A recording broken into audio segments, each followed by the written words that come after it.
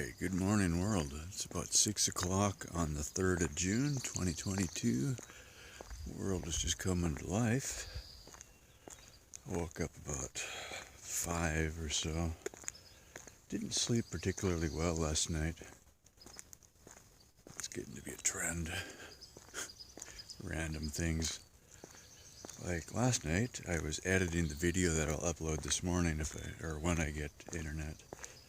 And had my little Lucy light sitting next to me and a little glow around me and everything, and see something move kind of close to me. First I thought it was a cat, and I'm like, well, who takes a cat camping, right? So it gets a little bit closer and I start seeing a stripe. I had a freaking skunk 6 feet from me sniffing around the bike. I'm like, get away. I was like kind of hissed at it and stomped my foot a little bit, and all of a sudden it jumped and took off running. So I was not moving, so I don't think it realized I was even there. Yeah. Then all night I'm thinking it's going to come back again, and sure enough, I heard it a couple times, I think, and I could kind of smell it once in a while. There really wasn't any wind. So about 5 o'clock this morning, I look over and it's sniffing around some of the pots and pans from the guys that were cooking last night. And so I'm like, okay, how can I gently persuade this thing to leave without scaring it and getting sprayed, which would really suck. So I grabbed a handful of pine needles off the ground and threw it, and it just takes off running. I'm like, okay, good enough. They've got food lockers in a lot of the campsites, and the ones here, I should get a shot of it when I get back, are pretty impressive. They've got, they're made out of concrete with like probably a 3/16 steel door. Would stand up to a pretty good bear attack. And so I'm thinking, okay,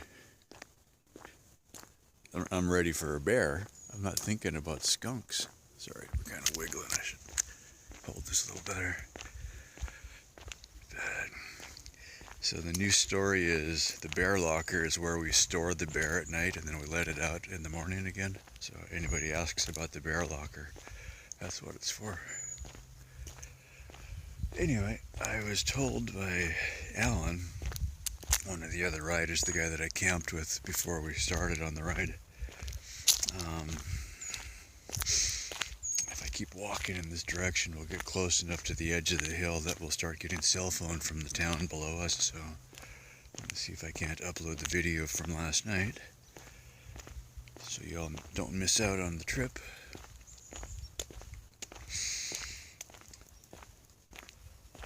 I forget what day it is today. Friday, maybe? It's kind of running together. I think this is actually the last day. So I don't know if that means the last day and then we get into town, but we still have one more. I think today might be the last day. It feels like it's been forever. It's just kind of running together. This is a lot like, I was talking to some of the guys, this feels a lot like time in the military because it's so intense. You know, you're just pushing yourself just right to the edge. And when you're that tired and pushing that hard, everything is amplified, you know, so you totally are bonding with the guys you're riding with and everything, and we're working together on solving problems and trading stuff, and, you know, if you stop, somebody else will stop and make sure you're doing okay, you know. It's pretty cool. This is a kind of a fire break area. They opened it up a little bit around the road. These trees are big. I don't know if these are redwoods. They might be. They look like them. They're really big and tall. I didn't see any signs, but they do look like the trees I saw at Big Sur. Oh, this is, I can't remember the name. Anyway, we are only about 10 miles from Watsonville, California, and it was a serious climb. We had two options to get to this campsite. We took the old road, which is steeper and probably, well, it's much less traveled, Parts of it are only one lane. It apparently used to be not even fully paved, but it was paved now. And then the road we're going out is not fully paved, but it's like just a short distance that it's not paved, and then the rest of it is paved. But so we'll be taking, there's kind of like two roads, the old road and the new road. So we'll be taking the road that's less traveled and probably a little bit slower, but that'll be all right. Oh, we're gonna break out into the sunshine here. This is awesome. This will be a good view. Hang on. Okay, for reference, we've been in the trees, which are pretty. And if we come around this way, you see it gets brighter. It's kind of a funny thing after biking. It feels good to get off the bike and go for a walk. I've been noticing that lately. It's just a different muscle set. Kind of stretch out your legs a little bit. We are way up here though. Yeah, the view from a couple of the times when I stopped yesterday coming up the hill, it was like really tree covered like this, so you wouldn't be getting any solar. And then when you were able to, you'd break into the sun and you'd stop for a couple minutes to let your heart slow down a little bit and let the sun charge up, which is pretty cool. That new solar panel the guys got me worked really good. So I've got two matching panels that are running now, plus I've still got the old one. So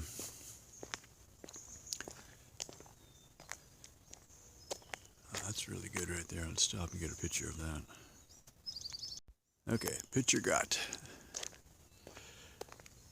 Yeah, I think from here there's a bench up ahead. I'll just hang out and upload the video. Most of the rest of the guys aren't awake yet. I think we had 5 guys sleep up here, and the rest went down to, I'm not sure where they went, if they went back in the direction we came from, so like Watsonville. They were talking about rooms, so, oh man, that's beautiful. I'll get a shot here in a minute. So yeah, there's only, I think 5 of us. It seemed really funny because you get down to a smaller group, and you know, every once in a while you just stop and just like, wow, it's just really peaceful here. Otherwise you get so many people talking. Kind of funny. I'm so used to biking and camping by myself, it's going to be weird now when everybody goes their own separate ways and I take off again on my own. Wow, this is spectacular up here.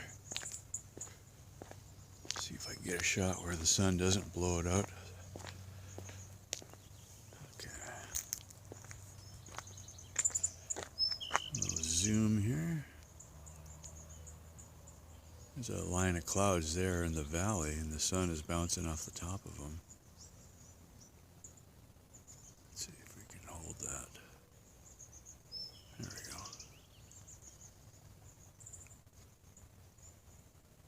That's pretty nice.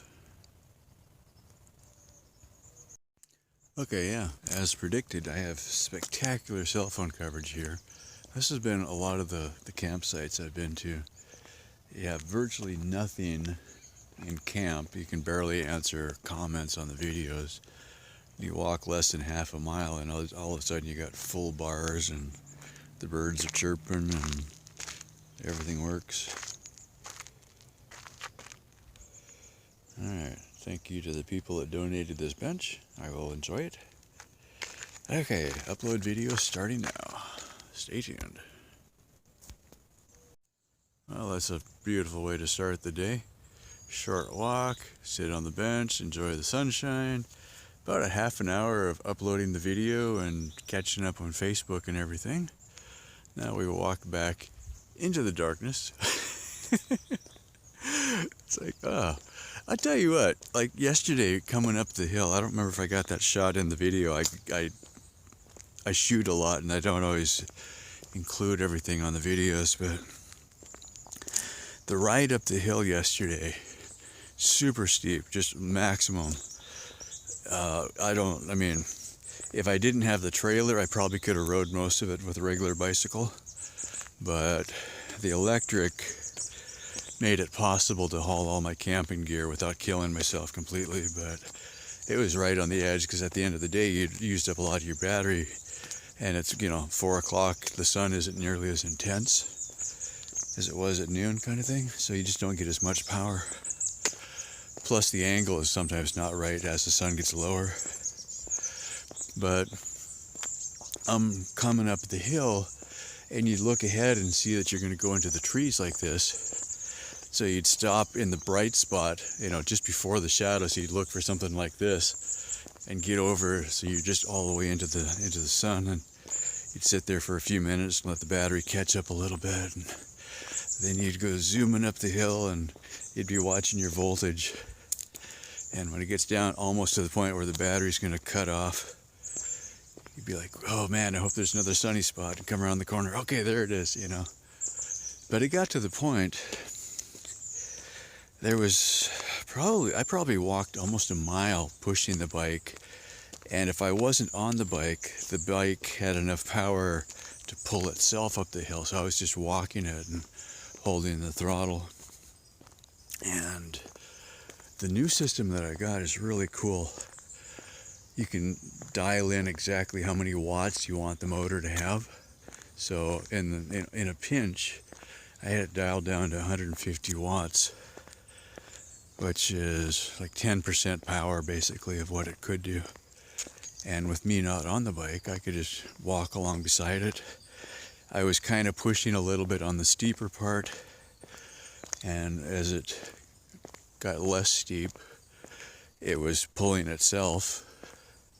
And then as soon as I got to a leveler spot, then I got on and I pedaled for another half a mile probably without the motor.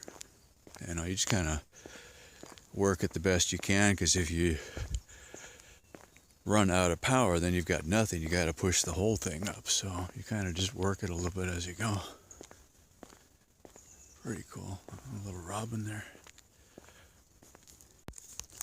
I'm just walking along just off of the road. I look over and I see this stump. These have got to be the redwoods.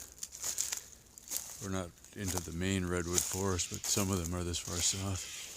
That's got to be 10 feet across. I'm going to say that the smaller normal ones, that's probably 3 feet across there, but this is huge. I can get myself in here. I can't see the camera now. That's amazing. It's been burned. Yeah, it's something. If you ever get the chance to see the redwoods, come check them out. They're just unbelievable. Some of the ones at Big Sur that I saw, which is south of here, there's a huge hollow burned out of the inside of the tree, and yet the tree was still alive. You look up and the top was just green, but it had burned out most of the heart of the tree at the bottom. So the redwoods seem to be pretty resilient to fire. It's kind of neat. Alright, let's get back on the road and back to camp. Okay, literally 1 mile out of camp. Electrical failure on the e-bike system, I'm not 100% sure. We might have a warranty issue. We'll deal with that later. I'm going to take the bike as it is as a bicycle.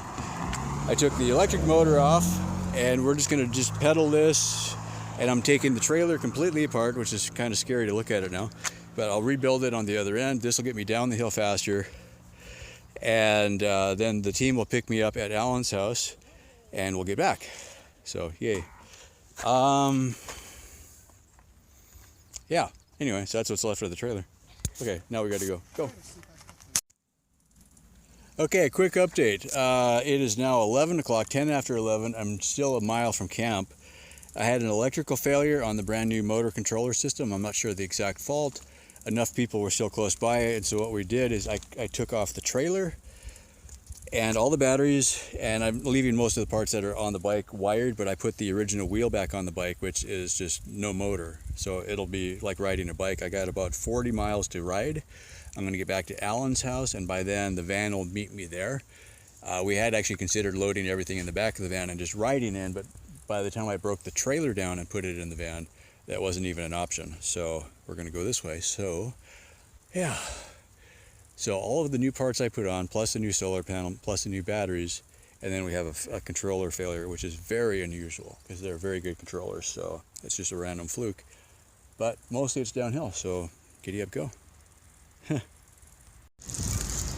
right, after riding back to Alan's house and catching a ride in the van, we are at the City Hall front plaza. This is where we started the race. Here's what I got left of the bike. And I think the way this is working out, I caught a ride with the van, get here, and then I'm going to end up riding the bike back home 20 miles anyway, because otherwise I couldn't get home because the guys in the van are going to leave from here. So yeah, I'm just about pooped.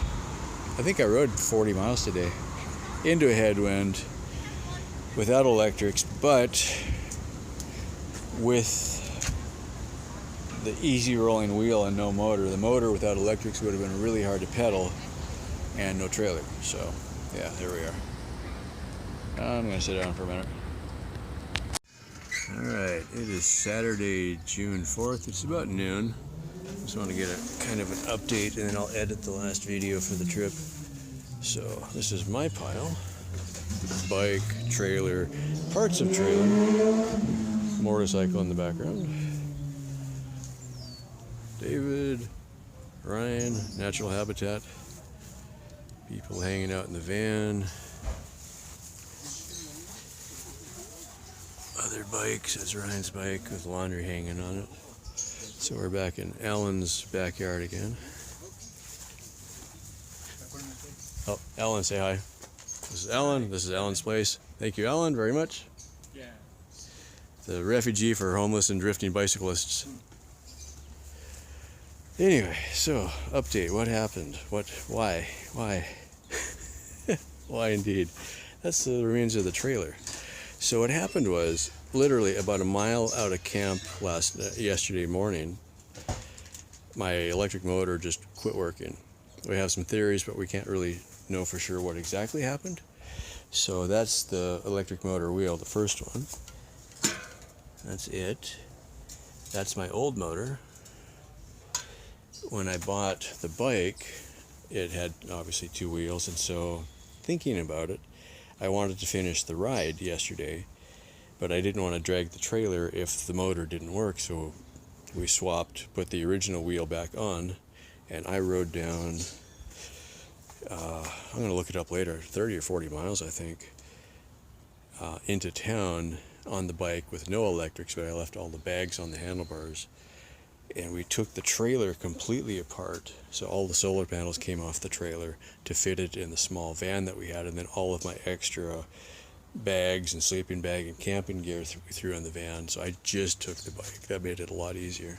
So when I got back to here, I look around and there's a huge pile of all of my stuff, and then also the other stuff. So anyway, so we'll figure, I got a couple days, we'll figure out what actually we can do. Oh, Alan's bike was in the background, so that's Alan's bike and Alan's other bikes. And leftovers from the bikes that got brought on airplanes, they were all boxed up and everything, so pretty crazy. So that's that. Yeah. So what happened is we got back into town. Actually, hang on a second. All right. So I rode from the campsite into town. I rode to here because I knew how to get here. The rest of the bikes, see if I can figure out my lighting here. It's a little better. So the rest of the bikes ended up down at City Hall. When I started riding down, I thought I was going to leave my bike here, jump in the van, and just go be at the finish line. And the guys in the van live around LA, so they wanted to be able to leave, which made sense, and so we didn't want to hold them up. So we loaded my bike into the van, hauled it to City Hall, which is about 20 miles from here. We did the big finish. We had lots of people there and talking to us and everything. And then we went out to eat, and about dark, 5 of us loaded up on the bikes. So I was the only non-electric bike, so I got to pedal all the way home. So on top of, the trip and that day of pedaling, so I got to ride 20 miles in the dark through town, which was, actually it wasn't terrible, and thankfully I'd had time to rest, or it would have been rough, but it worked out okay, so that's good. Yeah. So going forward, my plan is probably 2 or 3 days here to either fix what's broken, or I'll put the old wheel back on and then figure out what to do with the new one. So we're going to be talking to tech support. Fortunately, Ryan is the guy that I bought the wheel through, so he's a dealer with the company in Canada where the motor and everything came from, not the wheel but the motor. So we'll figure it out. Either we know how to reset it, or we send it back, or we make arrangements to do whatever we need to do. So that's the option right now. We're not sure. Either way, it'll work, kind of thing. The new motor is pretty awesome, and the new batteries are pretty awesome, and the new solar panel is pretty awesome. It's just that they aren't exactly working right now. So if I needed to, I could put the old wheel back on because it works, and I would just undo all of the new parts and put the old parts back on. Not a big deal. Either way, within a day I could be rolling, and then figure out what to do with the leftover stuff. Also, because we completely took the trailer apart to fit it in the van, that was the easiest thing we could do at the time. That gives me a chance now to modify, or at least make improvements to the existing trailer. What I'm thinking is